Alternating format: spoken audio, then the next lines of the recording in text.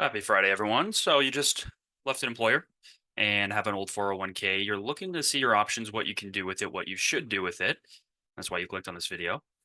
And yeah, I want to just go over some of the options you may have with the plan. It's going to depend on a few things. Plan rules are important. Obviously, certain plans have better provisions, better funds. So plan rules are something to consider. But for the most part, I'm still going to give the advice to roll over into an IRA almost 90% of the time. An IRA stands for individual retirement account. And what this is it's kind of similar to a 401k. It's tax deferred, it's meant for retirement, but it has no ties, so no ties to an employer. Um, the reason you would do this mainly is just for more control over your account. When you're at an employer, you're subject to their plan rules, and you're also subject to whichever financial firm they use. So let's say they use an XYZ Financial. And let's say you even like XYZ Financial. You have your login, you can access the 401k, you can view your investments pretty easily, but your company decides we're not going to use XYZ Financial anymore. We're going to use ZYX. Suddenly, your 401k, when you log in here, it's completely gone.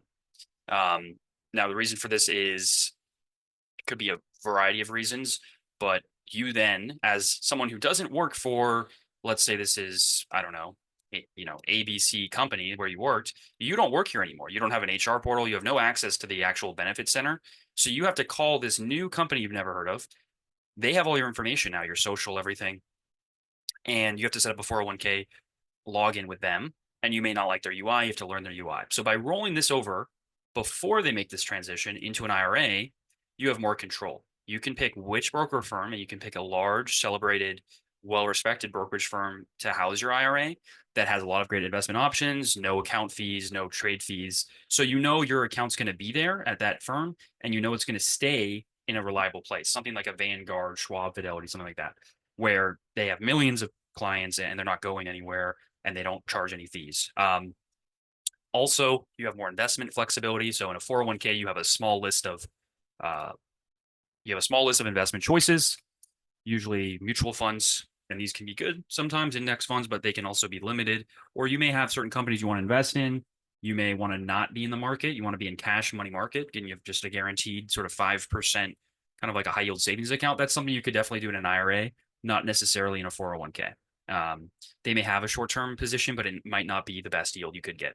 So an IRA just gives you basically access to more of the market. It's like a brokerage account, but it's in that tax deferred status.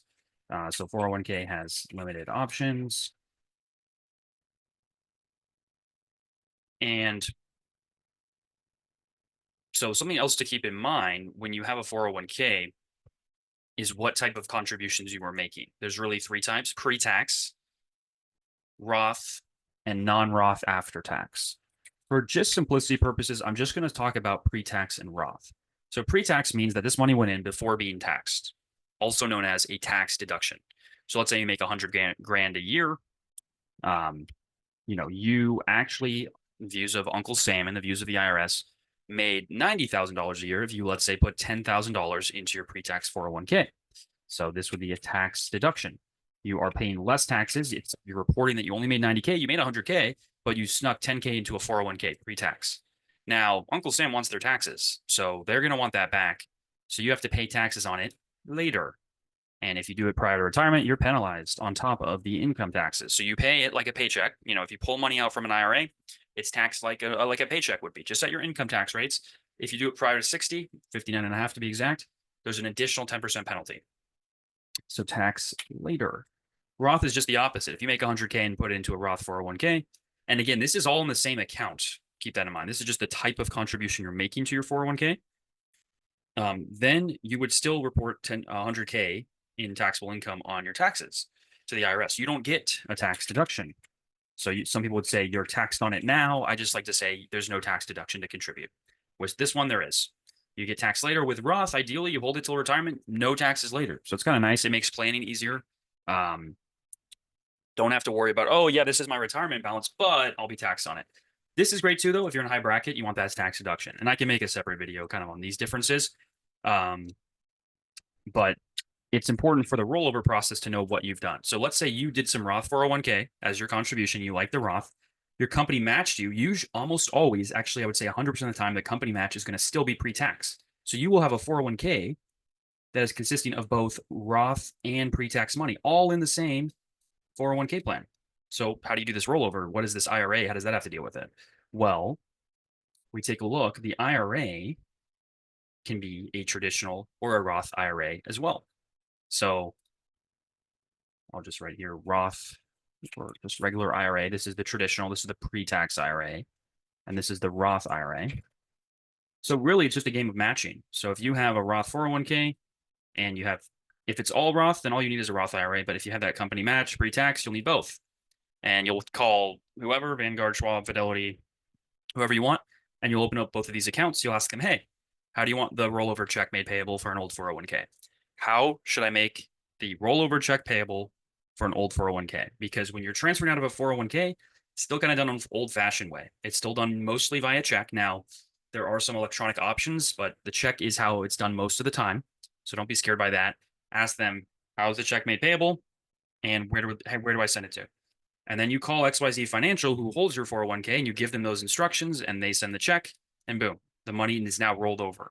And so when you roll it over like that, you don't have to pay any taxes on it. The pre-tax goes into this, the Roth goes into this, everything's matched up, and it's not a taxable event.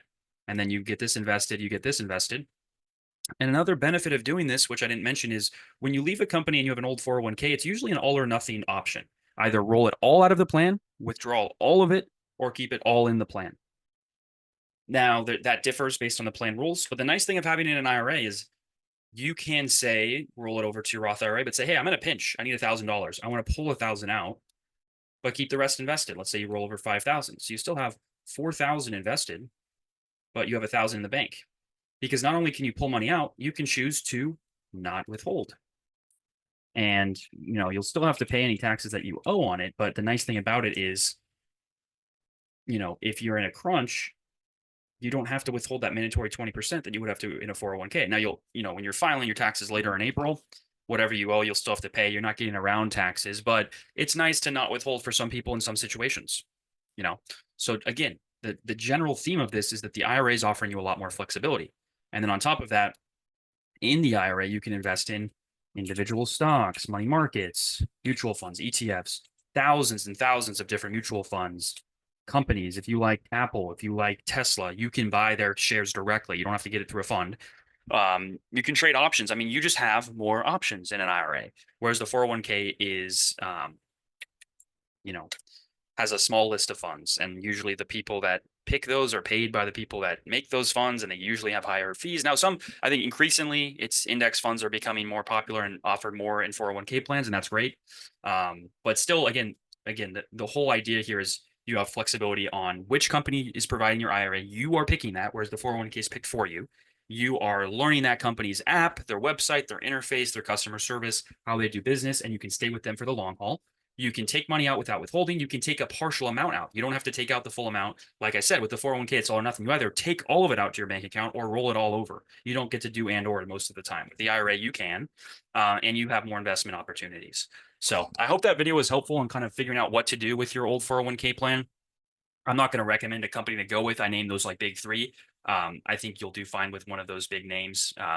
And, in terms of investing, if you're kind of confused, you don't like this flexibility, you don't like the fact that there's so many options, you can usually find whatever your 401k is invested in. You can find an equivalent fund that's offered in an IRA, something similar. So if it was a target date fund, for example, 2035 or 2050 was the year on it, I'm sure I know for a fact there are target date funds based on those dates that are provided by those other firms or provided by a list of other mutual funds that you can buy at those other firms. So just look up, whatever you have, and even ask, let's say you are at Vanguard, ask them, hey, I was in a, Fidelity 2045 Life Index target date fund. Do you have something similar? Where can I find information on that? Okay. And then you don't have to do a managed account. You keep the same investments as your 401k, but you're at you're having those benefits I talked about with the IRA. The other thing to note is if you kind of, if you get a new employer and they have a 401k, then you can also do something as well. You can consolidate this back into a 401k as another rollover to keep everything kind of together if that's what you prefer. Or if your new company uses ACDC Financial as their financial firm that's offering their 401k, you can open IRAs with them. So that's an option, or consolidate it back, whatever you want. But it's not permanent. It doesn't have to stay in these IRAs. It can go back into a 401k. It can go into a new company's IRA. And so, yeah. And then also, like, if you're self employed, if you're not going to a new company or your new company doesn't offer an IRA, you can make contributions to an IRA. So it doesn't come out of your paycheck automatically like a 401k. It'll come out of a bank account, and you can make it automated. So you can say every 2 weeks, take $100 out of my bank account and put that into the IRA. Um, and when you put money into the traditional, just like the 401k, it's a tax deduction. Now you have to file this on your taxes. You have to do one extra step. You have to tell the IRS, hey, I made an IRA contribution. TurboTax makes it super easy. You just kind of tell them you made an IRA, traditional IRA contribution, and they'll do the deduction for you. Roth, again, there's no deductions. You don't really have to worry about filing it. There's a $7,000 limit, so it is smaller than the 401k. So that's something to keep in mind.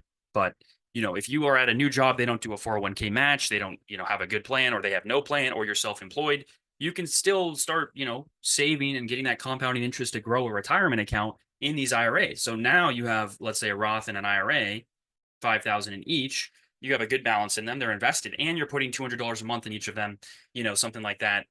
So they're growing. So it is like you have your own retirement account, and it's with a firm, and it's an account you have full control over. That's a pretty good picture in my view. And then, even down the road, if you do get a 401k, you can have both. You can have both of these types of accounts. You can contribute to both of these types of accounts, and they have separate annual limits. So you're just kind of benefiting yourself and giving yourself more options for retirement. Thanks for watching. Take care.